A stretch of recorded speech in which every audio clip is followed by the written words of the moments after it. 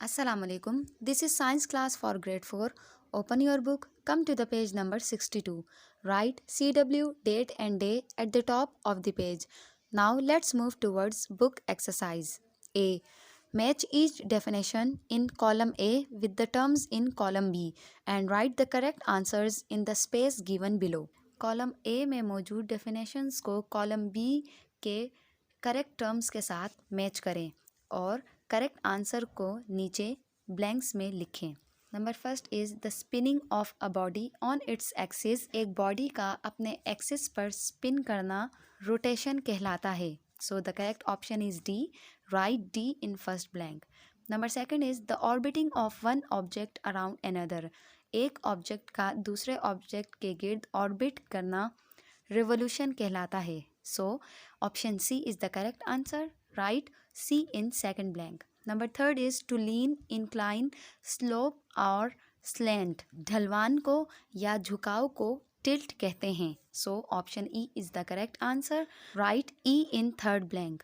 Number 4 is the path in space of one body as it goes around another body.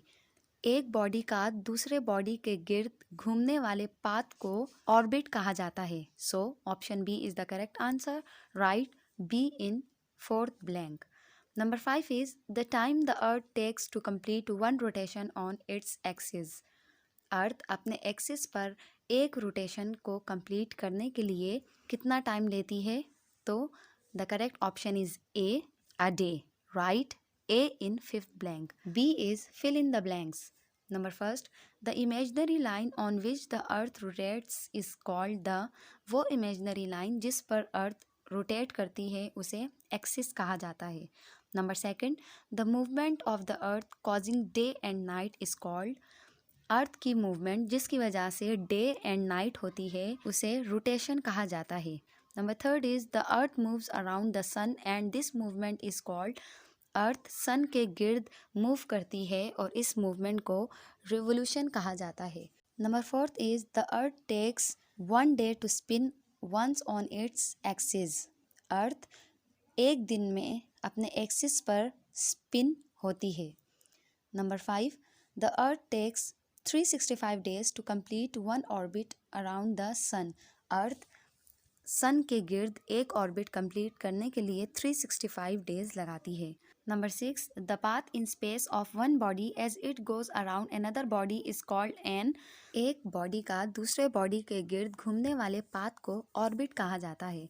Number 7 is changing seasons on the earth are caused by the earth's tilt on its. Earth पर season change होने की वजह अर्थ का उसके axis पर tilt होना है। Number 8 is the area of the earth which leans toward the sun has the. वो एरिया जो सन की तरफ झुका हुआ होता है तो उसमें समर सीजन होता है। Number 9, the area of the earth which leans away from the sun has the. Earth का वो एरिया जो सन से दूर होता है तो वहाँ विंटर सीजन होता है।